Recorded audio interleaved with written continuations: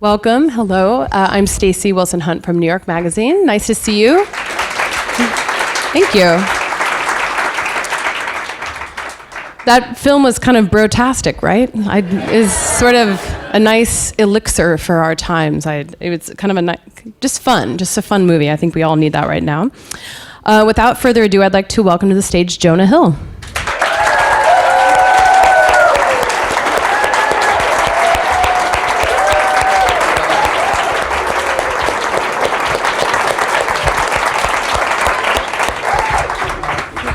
That was really nice. Thanks, everybody.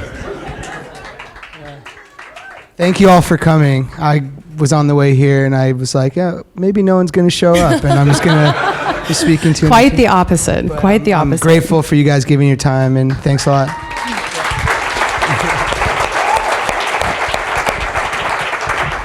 I just complimented his mom backstage on his manners. He's very well-mannered. That's very impressed. It's very rare, actually, I have to say. Maybe because your mom is here, you're on your best behavior. But. Although I just kicked her ass in backgammon. So this movie is obviously based on true events, and with any movie based on true events, I always ask, how much of what we're seeing really happened, how much was conflated for the purposes of storytelling, and specifically your character, who's clearly larger than life, how much is based on this real figure, and I guess how did you throw yourself into this process? Well, it's interesting. Like I didn't get to meet this person. Usually, it's a really good sign when I've played like 5 real life people, I think now, and usually it's a really good sign when they refuse to meet me and protest me being involved in any way, because that's what happened with like Moneyball and Wolf of Wall Street. And because you're going to tell the truth and they don't want you to tell the truth. I don't know what the reason is. Honestly, I would be super uncomfortable with someone making a movie about my life, and I completely am empathetic and understand why you wouldn't want that to be the case. So I respect that greatly, but it does give, in some senses, a freedom because you're not thinking, oh, like this is how they talk or this is how they walk, because you've never met them, you've never sat face to face with them, In the case of Ephraim, I think he was in jail, I think, when we started. So he got out while we were making the movie, came back to Miami where he lived while we were shooting the movie in Miami. I think, put like a hit on me, but he... the huge. Yeah, to me, it was really, when I read the article that this was based on and I read the script that they had written,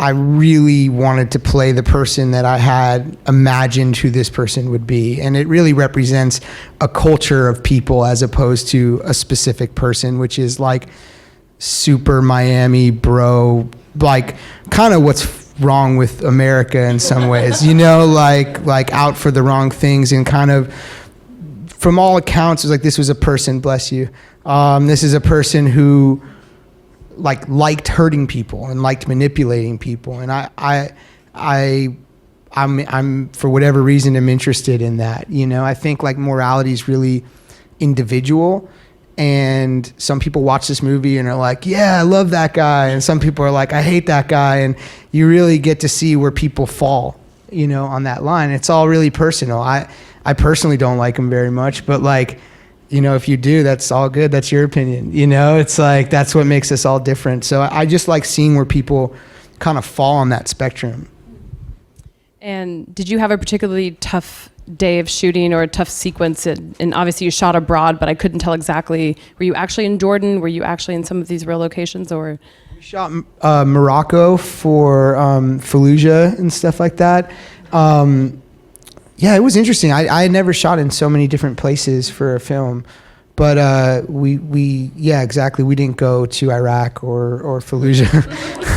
I can't imagine why. It's so easy there. I would have been down. I mean, I just, but it was interesting. Like I'd never been I'd never spent time in a Muslim country. That was really interesting and beautiful, and seeing all the mosques and all the places, it was all super eye-opening for me. And it really does help you feel like you're in especially like having this crazy bright orange spray tan and this insane look and everything. I stood out like very much, like, and I think Todd captured that really well in the movie, where it's like. So that was a spray tan. That was my next question. Yeah, okay. Yeah. The spray tan deserves like most of the credit for the performance.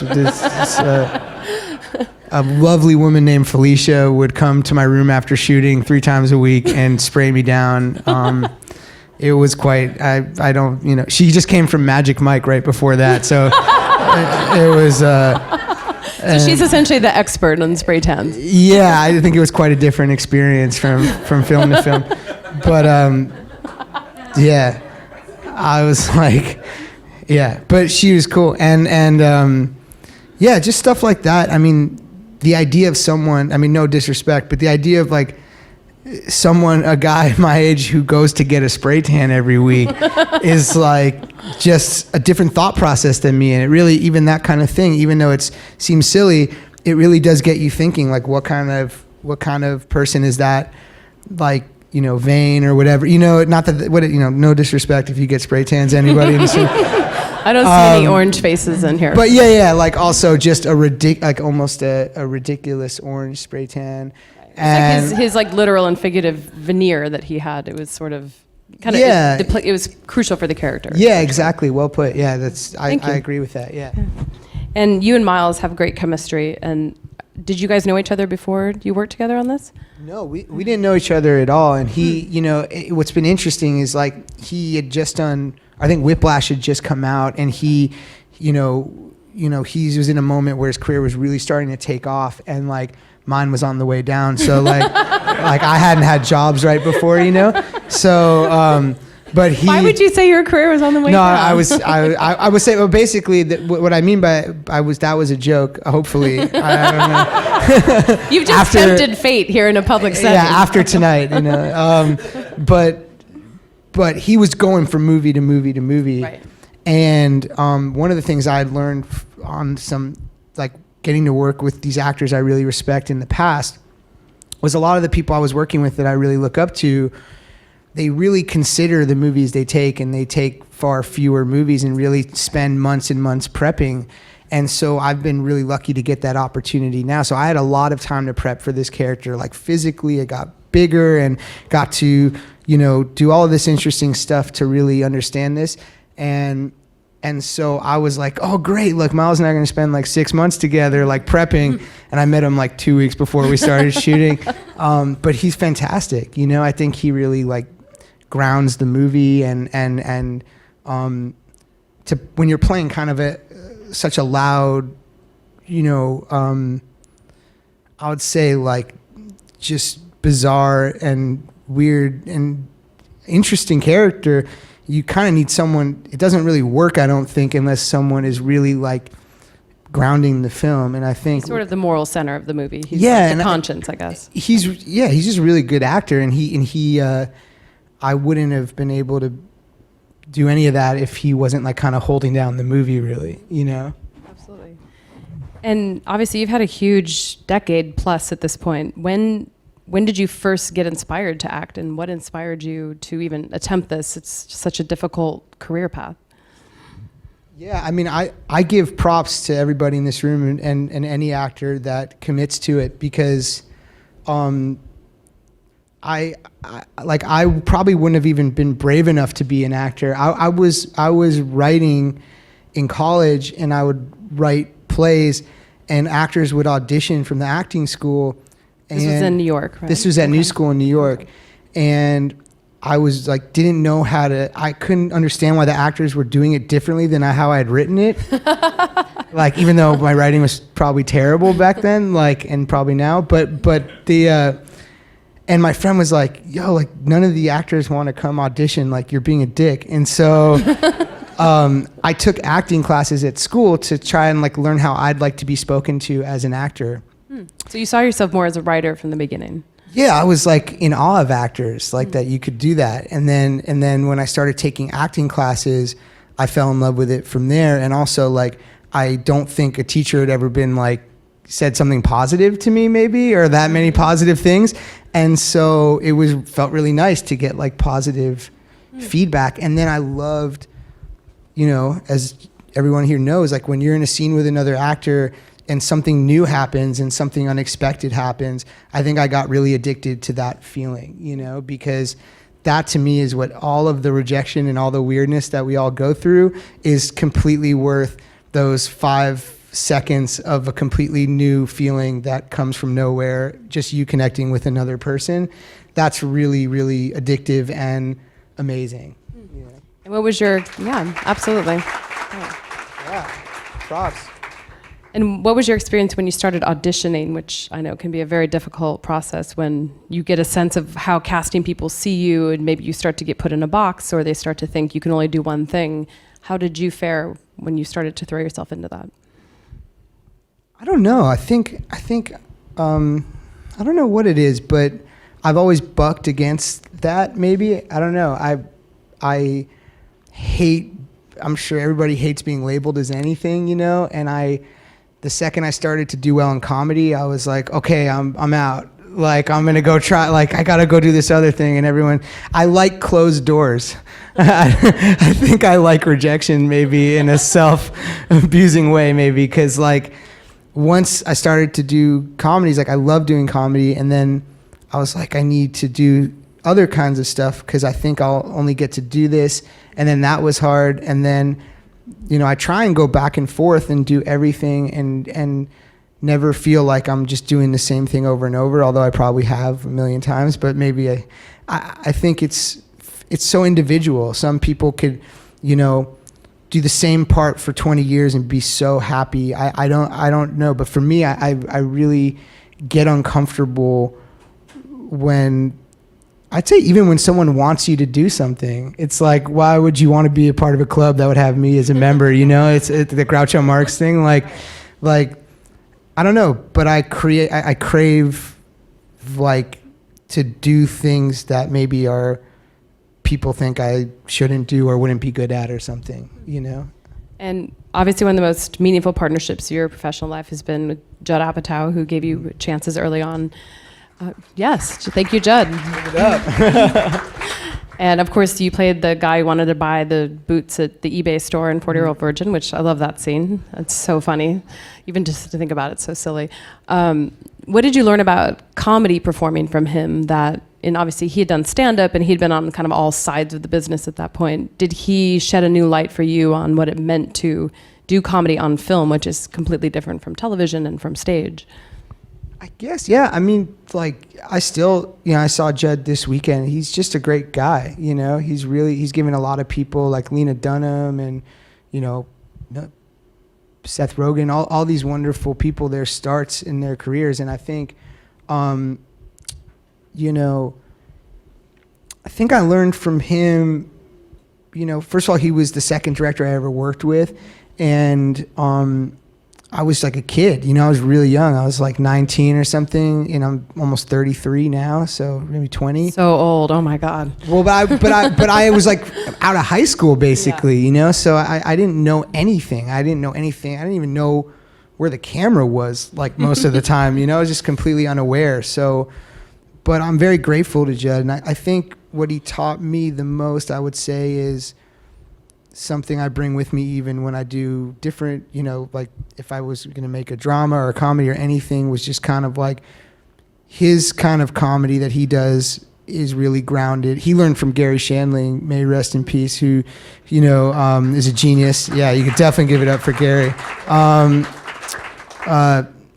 You know, he worked on Larry Sanders' show, and I think like that their kind of comedy comes from truth. Mm-hmm. And so, even when it's really silly, there's some kind of truthful human thing in it. He's sort of perpetually an underdog, and I think he likes to help people who also may feel that way. It's a lot of the stories to me are about underdogs, it seems.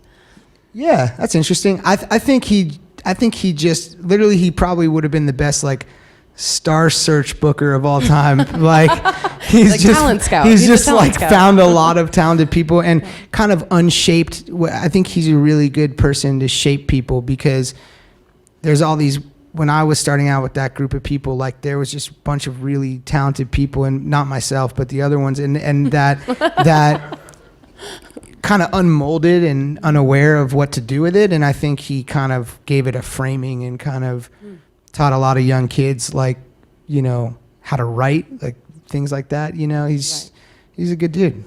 He is. Good. We need the good dudes. And what for you has been the hardest part of, I guess, for lack of a better word, dealing with fame and, life in the public eye? Because with this, the thing that actors dream of, and then when they get it, I'm sure it's not easy to sort of have a normal life, but also want to pursue these big projects.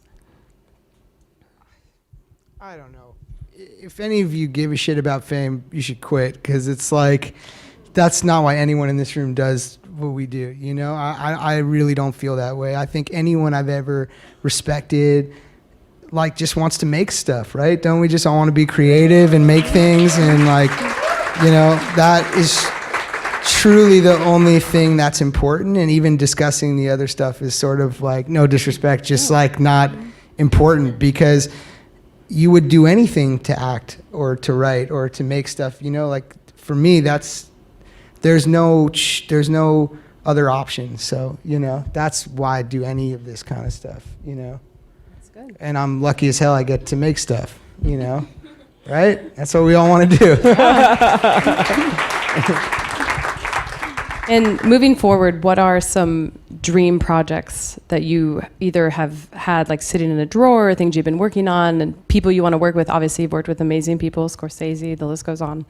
But is there something that you see yourself like, God, if I can really just tell that story, you'll feel happy?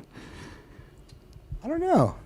I'm making this movie about Richard Jewell, who was, he was a security guard during the Atlanta Olympics. Some of you remember this story. This was in 1996. And there was a backpack, and he cleared out 200 people and was called a hero. And then within 24 hours, someone called and said that he had planted the bomb. And he became, like, a terrorist subject for 88 days, and it ruined his life. And it's kind of how a lot of things, but a lot of how, like, the media kind of makes a snap judgment, takes people down, can ruin lives. And it's a really heartbreaking story and beautiful story. And we just hired my friend Ezra Edelman, who directed the O.J. Made in America documentary, to make the film. And have you had access to Richard himself?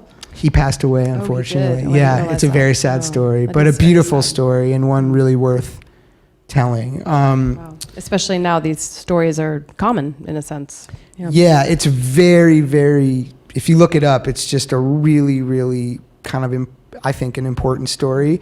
And then I'm directing my first film that I wrote in June. So very I'm really good. excited. Hey.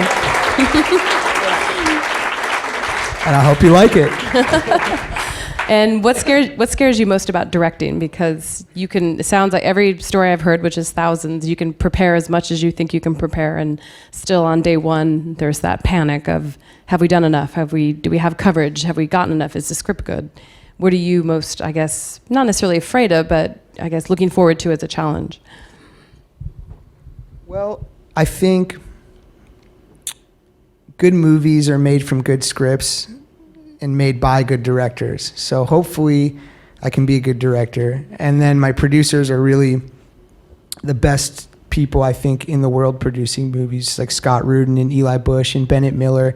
And they're so incredibly hard on me as a writer. So you just do draft after draft after draft until you can't even look at it anymore. And then the truth of it is, it's the stars of the movie are 13 to 17 years old. And I'm really excited to give opportunities like people gave to me when I was younger, and to watch these people become and fall in love with acting. Like, that's to me the really exciting part, Very cool. And maybe just tell folks a little bit about what the movie's about. We were talking about backstage. Yeah, it's called Mid-90s, and it takes place in the mid-1990s. And which is so convenient. Yeah, here in Los Angeles, where I grew up, kind of like in Palms and around there, Culver City and all that stuff. And it kind of takes place in, it's about a kid who kind of falls in love with skateboarding and meets all of his friends and family outside of his home, and what it's like to kind of fall in love with something for the first time and make all your family outside of your house and how important that is. And it's really cool. Not cool, saying you're cool, but like it's like personal, and hopefully that will make it identifiable to everybody, you know.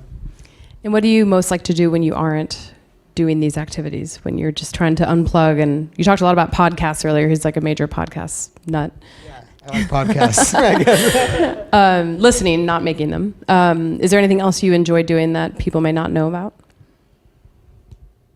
Nothing interesting. I don't know. I really love writing, and I love spending time with my friends and family, and I still go see tons of movies. That's the other thing. Like, working in movies has not made me less in love with movies and the experience of going to see a movie. Like, if this wasn't a movie I was in, I would be here watching it because I'd be excited to hear someone talk about making a film. I still am so interested and engaged with how people make these things that kind of like light up our lives. It's still incredible, like, and astounding to me. And what have you seen recently that's moved you or just been just fun and entertaining?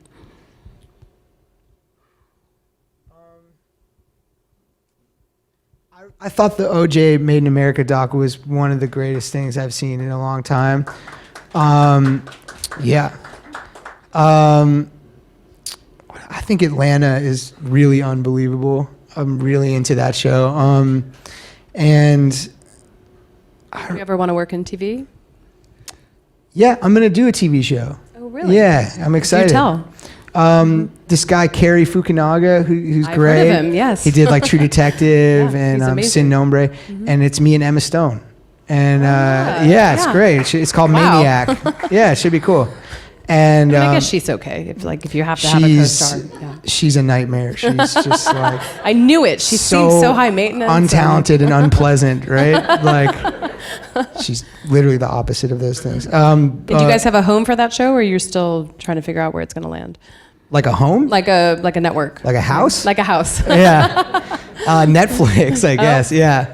Even better. Yeah. Even better. So you can watch it all at once, I guess, right? That's amazing. Also, I thought Moonlight was incredible. Wasn't it? Yeah. Stunning. Yeah, and Manchester by the Sea. Those are There's the a lot of two. good stuff out right now. Yeah, it's great. There is. Yeah, it's great. There's so much good stuff. You know, like there's also so many. Did you guys ever see a movie called Wild Tales? Oh, Anyone yeah. ever seen that film? Amazing. It's so good. Watch it. Maybe not a lot of people have seen it, but it's an Argentinian film, I think. It's a foreign really, film entry like 2 years ago, I think. Yeah, I've watched that all the time. It's so good. It's an anthology sort of style, kind of little brief snippet stories, like 12 Yeah, minute it's like features. 6 short films. It almost I could think. be a series. It feels like it could be like Yeah. Black Mirror or something like that. It's so wonderful. Yeah. It's too much good stuff. So I can't talk to you without asking about Scorsese because I'm obsessed. Me too. And I know you fought very hard to work with him, and I'm sure everyone here would love to It's know. his birthday tomorrow. It is? Yeah. Oh, happy birthday, Marty. I cannot call him Marty outside this room, but I just did. How did you work to convince him that you were the right person for that part? And how did you ultimately, I guess, win him over? Because, he's Marty. I mean, that was the whole experience was the single greatest experience of my life. And I will say, I guess I'm not that I have any advice to offer anybody, but if I did, this might be it, I think, which was that when I read the book and I heard they were making a film out of it, I think, hopefully you've had this moment where and I've been lucky enough to have it a couple times where I read something and I was like, oh, I have to play that part. And if anyone else plays that part, I'll be crushed, And I just was very tenacious about going after it and kind of shameless about going after it. And I don't think there's anything wrong with that. If like you really believe in your heart, not do anything weird, like dangerous or weird, but like, I just was like, please just let me come. They were, for example, like they were going to have a meeting with me, and I said, please let me audition, like please let me just read, so I'm not like trying to convince you that I'm right for this part. Is this you literally calling him on the phone? No. Okay. I didn't even know him or Okay. anything. Okay. I was talking like through people I worked with, through people he worked with, you know? And I was like, I don't even want to talk about it. I just want to show you, you know? Like, and that, I think, was probably one of the more important decisions I ever made in my career or life, of just showing you, like, you know, if you want something, don't just say you deserve it, like show people why you deserve it. And I couldn't be gladder that I did, because it was such a fulfilling experience, you know? And what did you learn about making movies from him that either surprised you, or his process that you've kind of taken with you and that you'll try to emulate as much as possible? He's kind of the one director I've worked with, and well, maybe like the Coen brothers also, but I only worked for them for a really short amount of time. I think he's the one that I think he's so unbelievably gifted, experienced, and perfect that, like, it's almost hard to be like, what did you learn? Because it's like he's done it 100 times, and he's so, it's almost like magic watching him work. For example, like a problem, so much of directing and filmmaking is like problem solving, and a problem that would take a normal person like a half hour or an hour to fix, he can literally figure out how to fix in like 3 seconds. And it seems just like a wizard or something, you know? But I'd say the most incredible thing that he does, that I would hope to achieve some form of one day, is it's like a controlled chaos where for the actors, there's complete freedom and allows for chaos, or not chaos, but like just freedom. And for that movie, it was chaos, because that's what those characters were doing. But within these boundaries that he had clearly set, that the actors don't even know about. So it's like his work with the crew was to create this really structured thing, and in between here and here, anything could happen, and there seemed to be complete freedom and no restrictions. And I thought that was like the most beautiful thing I had ever seen. Do you remember? Yes, he did it. I didn't do it. I didn't do any of it. And was there you had a lot of scenes that were just sort of over the top, but was there a day where you felt self-conscious as an actor? Were there any days where you just thought, God, I feel like I'm just overboard and I don't really trust myself? Or did you feel like the feedback you were getting from him all along gave you the confidence you needed while you were filming? I was terrified, you know, especially the first day. I got really, really lucky on my first day. I got lucky a lot, but like, in that film, I did this voice that I hadn't been doing in rehearsals, and I hadn't showed him, which was like a very different way than how I speak as a person. And then luckily my first day, Spike Jonze was working that day, and he and I are friends. And he's also a director I really love and respect. And so in the makeup trailer, I was like really nervous because I hadn't shown anybody this voice or anything. And then I was like, hey, Spike, can I like talk to you outside? And we like went outside, and he's like, what's up? I'm like, I'm freaking out. And he's like, why? And I'm like, I don't know. Well, you know why? Because I'm like about to work for Martin Scorsese, and I'm freaking out. And he played your coworker in the movie, right? He was in like That's right. He's great. He's a great actor, a very underrated actor. He's also the greatest person ever in the world. He's just the best, sweetest guy. And I was like, what do you think? And he was like, yeah, man, do it. And I was like, and so I what felt was like the voice? I'm forgetting what this voice sounded like. I mean, you gotta watch the movie, rent it. But yeah, I was terrified constantly. But you got good feedback, and your decision was the right decision. He didn't say anything, so I just kept doing it. And then like 3 months later, there was like one scene, and he was like, little less of the voice. And that was it. And I kind of learned obviously he wouldn't be scared to tell you if something was wrong. And also Leo was there, and he was definitely someone who had worked with him like 5 times already. So I could be like, hey, I'm nervous about this or that. And he was super incredibly generous and helpful. What an experience that must have been. It was crazy. I got depressed after it ended because I missed everyone so much. It's also, you get so spoiled by that experience. Just a master class, filmmaking. I can't imagine what it would be like to move on from that. That's incredible. I missed him too. Like, you just miss him because he's adorable. He's the greatest. Yeah, he's like the coolest, greatest person. Yeah. Well, you'll certainly forge your own path on that front, and then maybe your young people will look to you in the same way. No pressure at all. So we have some audience questions, as always, and this is from Carmen, who would like to know, is that you? Congratulations. Hi, Carmen. What is something that nice you know? To meet you. What is something that you know now about acting that you wish you had known when you began? And she'd like to say, you're amazing and thank you. You're amazing. Thank you. What was the question? All I heard was I was amazing, and I kind of... Oh, just boy. kidding. I really did space out for a second. No, it's okay. It's late. What is something that you know now about acting that you wish you had known when you started? That's a really good question.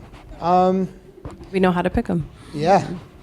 I think I would have been...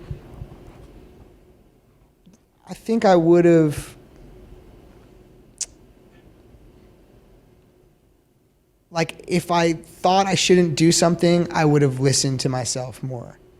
Like, sometimes as actors, we're so trained to, when work is available, to work, right? And there's so much truth in that. Like, you should always, if you are lucky enough to get work, that's incredible, you know? But there were certain things I did, or movies I did, where I knew in my heart I didn't want to be doing them, or they weren't the right fit emotionally or something. And I wished when I was younger I would have listened to myself a little more. So, like, really just know that your gut and your instincts are there for a reason. And I would have told myself to be more confident in what I was feeling instead of doing what maybe other people thought I should be doing, you know? Very good. For real, you should listen to that one. I don't know if anything else I said makes sense, but yeah. And it's from Maggie. What method do you use to get into character, or what is your process once you get your script? Do you have a ceremonial habit that you use every time? Music is probably the biggest part of, like, any sort of process that I have. Like, I make a playlist for each scene, and I listen to music in between takes and stuff like that, and I that works for me really well. Like, we all have songs that remind us of certain feelings and stuff, but that is really the biggest part of what I do, is I kind of associate the wave of a scene, kind of like all the different emotions you go through a group of songs that help me kind of understand and feel certain things, you know? And what were your music choices for your character in War Dogs? Well, it was a lot of really cheesy House of Pain, etc. No, it was like Pitbull and like Rick Ross and shit, like real, and like DJ Khaled, like not dissing any of their music, but like real kind of like music with little to no introspection. You know what I mean? Sure. Sort of super surface, glossy kind of music, Miami style, you know? And what was your music for Wolf of Wall Street? All different kinds of music. I'm also just like grew up and am a huge hip hop head. So like I listen to a lot of hip hop music and am very moved by it.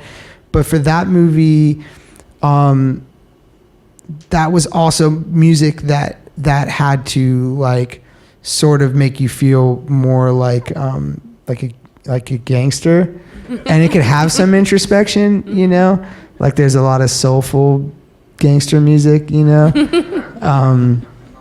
That could be anything from like doo-wop to like Ghetto Boys, you know, things like that, you know. Sure, sort of a Goodfellas inspiration, but kind of, you know. Yeah, also what that would be now, you know. What's kind of funny is like, well, it's a whole nother topic. But yeah, music is like a really, really big part of it for me, yeah. Makes sense. And Rhonda, who has, by the way, the most beautiful penmanship I've ever seen in my life. Really, it's like you could have a career. It's like, truly beautiful. It is, like, it's absolutely stunning. Congratulations. Big ups to Rhonda. Beautiful, beautiful penmanship. Like it looks like it was printed on a printer. How important have relationships been in the development of your career, and who are your biggest supporters, aside from your mom, who's here?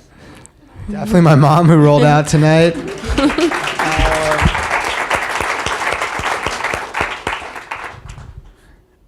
Can I ask you a question, Rhonda? What do you mean by relationships? Like relationships within like industry relationships? I think they've been very important. Like, you know, there are people you work with that you feel super connected to. And there are people you work with that you don't feel super connected to. And that could mean you just love them as people. That could mean that something truly special happens when you work together and that you both connect on that level, and that can be the only thing you connect on.